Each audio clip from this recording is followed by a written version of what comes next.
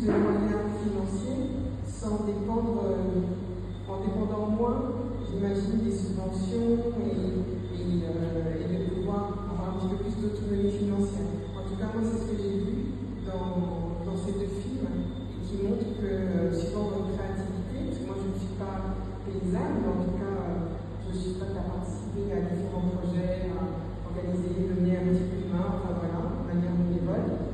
Mais je vois qu'il y a quand même pas mal de champs des possibles avec un peu de créativité et puis des personnes qui savent peut-être gérer le budget, mettre en place, je ne sais pas, montrer des économies d'échelle sur les différents projets qui permettraient à faire des économies. Et en tout cas, si chaque commune en Martinique, ne serait-ce avait le choix entre un maraîcher municipal ou, comme on avait entendu, c'était quoi, c'était pas une cantine, mais c'était un centre de transformation. La légumerie. Allez, après un troisième projet, c'était que chaque commune pourrait avoir le choix entre 3 projets déjà pour commencer de manière locale.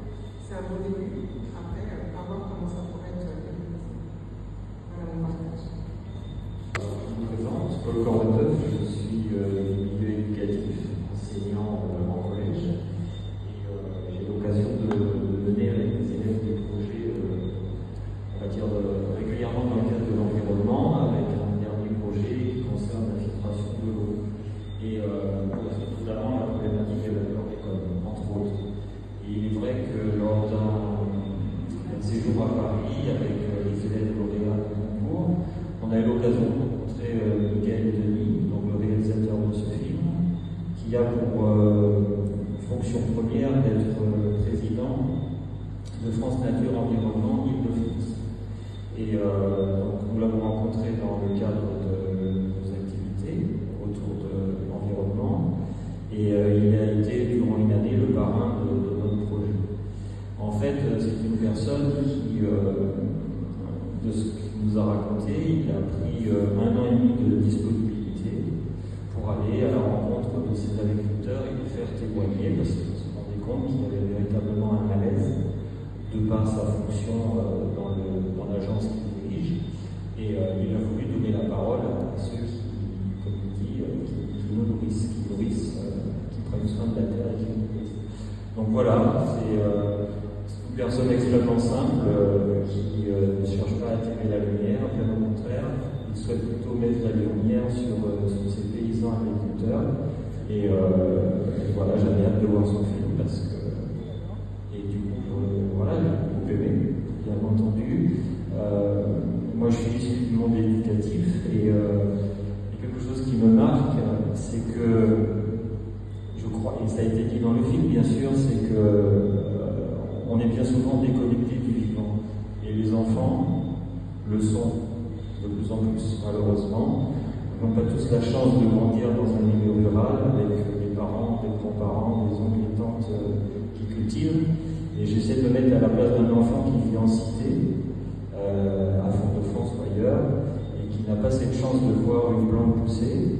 Je me dis que le problème, il est peut-être là.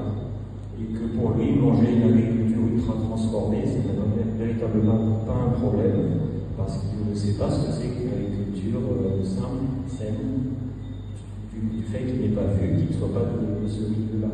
Donc je pense que s'il y avait une matière peut-être à développer dans le système éducatif, ça c'est la science du vivant, la science de la terre. Ça existe déjà, mais il faudrait peut-être le retravailler et aller vers des notions beaucoup plus simples. La logique du vivant, les mathématiques certes, mais la logique du vivant me semble quelque chose d'extrêmement important à développer aujourd'hui. Voilà. Merci. Alors, pour un peu mettre en appétit, le fait que la SEDA nous enseigne beaucoup de choses. La première chose que nous enseigne l'amour parmi nous qui ont vu leur enfance, à savoir les agriculteurs, les cultivateurs qui avaient le cochon, le bœuf, la pelle, à côté du jardin, et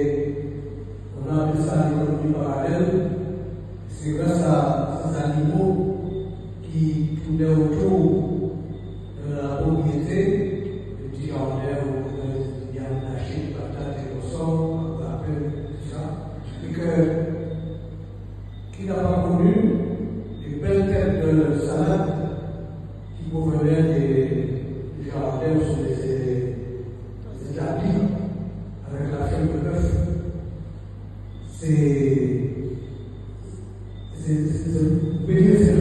très riche que tu estimes le pays, le persil, le salade, tout ça, c'est nourri. Là, c'est de ce côté-là. L'utilité des bêtes qui étaient dans les motos de ces jardins, de cette pépé, de cette vie, on peut dire paysanne. C'est vrai que nous avons bien vu que nous avons fait des grandes surfaces, de terre cultivée, mais notre petit pays Martinique, ça a existé jusqu'aux années 1960. Ces jardins qui sont nourris, qui ont nourri les villes. Parce que c'est la campagne qui a nourri la ville. Donc c'est une époque, c'est une protège, poissons qui après viennent pour d'autres légumes, c'est pour ça que nous la vie dans la société. Donc le modernisme, les évolutions fait que déraciner en partie de nous la campagne de Sonaville, de l'endroit, et puis nous envahis par toutes sortes de nourriture qui viennent de l'extérieur. Moi, là, je suis pour 12 ans, on a étonné que tenir l'agriculture en France, que le café de l'agriculture en France, c'est en grandissant petit à petit, on constatait que ça nous va pas ici, c'est des producteurs là-bas qui après ils vont envoyer. Bien sûr, dans tout le champ dans nos réalités peut-être. C'est un petit peu ça que finalement, nous que pour nous, ça nous va permettre de nous faire l'échelle d'un pays. Tout de suite, Olivier Carême, faire des conseillers à l'école, formateur et bien d'autres choses. Alors, je me suis mis de ce côté de la salle, pas pour intervenir pour l'instant, mais je vois beaucoup d'agriculteurs dans le public et aussi des lunettes sur son image pour nous sans nous, des canaux dans les salués. Et si vous n'avez pas encore commenté le festival, mais au moins donnez-nous quelques éléments sur la manière dont vous vivez l'activité agricole. Le film a beaucoup présenté les difficultés et les limites. Moi, ce que je dois savoir pour l'agriculteur Martinique aujourd'hui, c'est quoi les paramètres qui le gênent dans son métier d'agriculteur. Après, moi, je vais vous voir parce que vous connaissez.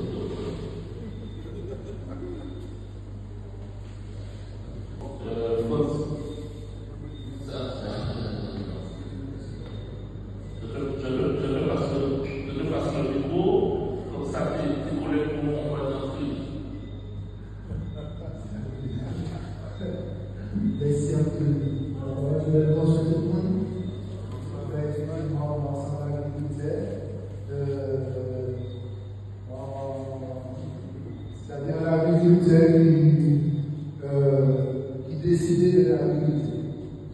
L'agriculteur qui a fait l'agriculture parce que le média a des millions de bagages à faire.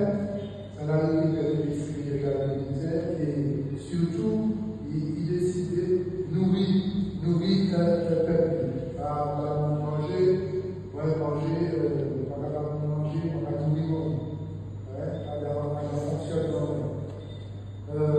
Effectivement, film normalement, il est dit que vivre loin, mais dans un film-là, effectivement, film a relaté en état début. C'est-à-dire, on avait écrit, l'Union Communale mondiale, le deuxième, et l'on regardait maintenant, à présent là, pour te nourrir un peuple qui t'est affamé, je mets un modèle agriculture, qui non seulement un modèle agriculture, mais qui est un modèle économique. Est-ce que c'est un modèle qui peut nourrir ça, on va répondre à la question là. Mais en tout cas, c'est un modèle qui était économiquement viable pour. Est-ce qu'il était économiquement viable pour l'agriculteur ou il était économiquement viable pour des groupes firmes? Parce que c'est bien à ça que nous allons vivre aujourd'hui. Moi, on va vivre en France, mais on va aller en ville. Et moi, j'ai l'occasion de vivre, aller chercher, manger, aller chercher nourriture en France, dans des fermes. Parce qu'il y a des petites fermes tout partout, même pas très loin, autour de Paris, dans les banlieues, où il y a des petites fermes toujours dans les années 90, tout ça. C'était en année, moi je calculais ça en économie intérieure. En économie, c'est-à-dire que sans l'argent qui s'est resté là, qui s'est tourné, qui s'est fait vivre en milieu rural. Et c'est ça pour nous penser de façon économiquement viable en Martinique. Pour nous arriver faire l'argent, justement, tourner en pays. Produire manger dans le pays, produire nourriture dans le pays, je crois que c'est base même l'économie circulaire. C'est base même cette économie là. Et j'en dis, je crois que nous arrivons à ça que même pas à 20% de ça que nous avons aujourd'hui. Ce qui veut dire qu'il est en marche extraordinaire à faire. Ce qui veut dire qu'on va regarder les plus jeunes, puisque je dis, moi, il y a longtemps, on a quitté les 20 ans à côté, on va espérer que les jeunes puissent penser modèle-là autrement au niveau économie circulaire pays. Parce qu'il ne faut pas oublier en Amérique l'agriculture, ce n'est pas juste l'agriculture, il n'y a pas dit, c'est un chef d'entreprise. Un chef d'entreprise, il faudrait que le business là qui a mené fait famille des villes, faille fonctionner et il faudrait vraiment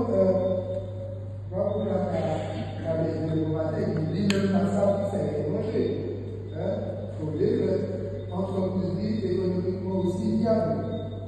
Et pour ça, on a dit qu'on a mis beaucoup plus de mérite, puisque on a eu l'occasion de faire notre métier, auquel nous avons fait de vie, on a prévoir en inconvénient. C'est-à-dire, dans la vie, on va faire ma humanité, surtout tel mois, il a pris et il ceci, on va prévoir avec la vie, on va faire, on marche, on va trop déficitaire, mais on a vu que c'est pas ça.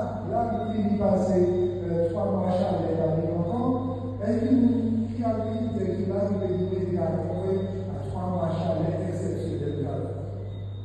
Même le soir, il a fait son peu. Ce qui veut dire, personnellement, on fait trois cultures. On fait 3 cultures de l'héritage. Alors, souvent, ou pas en bon gestionnaire, après l'avoir fait 3 cultures, écoute, très difficile, pour vivre dans la CNH. Très difficile. Et c'est ça, je dis, on va souhaiter en tout cas que les plus jeunes, je dis, prends ça à niveau là, vivez des vraies entreprises agricoles en marche afin que le peuple martiniquais avec sa nourriture et puis travailler, en tout cas,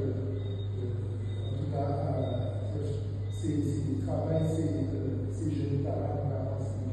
Et bien sûr, il y a des spéculations différentes en pays, il y a des produits par exemple. Il y a là, c'est vrai que sans spéculation qui est limitée, nous devons s'annuler, nous n'avons jamais les produits suffisamment bien pour 20 pays à manger. Parce que notre unité a regardé les codes carrés du cas à analyser. Nous n'y en développement de la viabilisation à outrance, nous n'y l'artificialisation du sol à outrance, qui fait que les années 90, 2000, début 2000, et puis en centaines de ruches, le 9 mars, après Lycéria, ça n'a pas changé, maintenant peut-être ça a envie de faire rentrer Lycéria à la famille, puisqu'elle va couper tout. Alors que c'était le miel le plus coté qu'il puisse avoir en Martinique. C'est-à-dire c'est le miel, quand tu l'avais récolté, tu pouvais le stocker pendant 2, 3, 4, 5 ans sans qu'il ne bouge. Pourquoi? Parce que c'était le miel qui était fait dans le mois de février-mars, en plein mois de carême. Et le taux d'humidité de ce miel-là était quasiment nul. Ce qui faisait de sa valeur économique quelque chose d'extraordinaire. Eh bien, dans les années 2000, disons que le mois de février, je récoltais facilement 1 à 2 tonnes de miel de Lycéria. Aujourd'hui, malgré entre 2000 et 2025, pour avoir fait des formations qualifiantes, pour avoir fait, nous aller très près, nous parce que nous plein activité, nous fait des formations extraordinaires. Je dis que l'une des activités qui a maîtrisé l'agriculture au niveau scientifique, c'est-à-dire la génétique, le transfert de l'arbre, etc. C'est des bouts qui fait étude vraiment que si la nature terrestre est comptée, nous avons fini Martinique bien, mais nous avons dit à 100%, mais de façon extraordinaire. Mais malheureusement, malgré toutes ces études dans la nucléaire, nous n'avons pas arrivé quand même, notamment les Lycéria, pour très très boire, qui étaient pour faire 500 km à sous 100 roches, en même période, je dis. Pour qui ça? Parce que vous pouvez ces Lycéria qui la formé, c'est pas des femmes, ils ont remplacé par des bouquets inertes. Non seulement inertes, mais ils ont poisonné.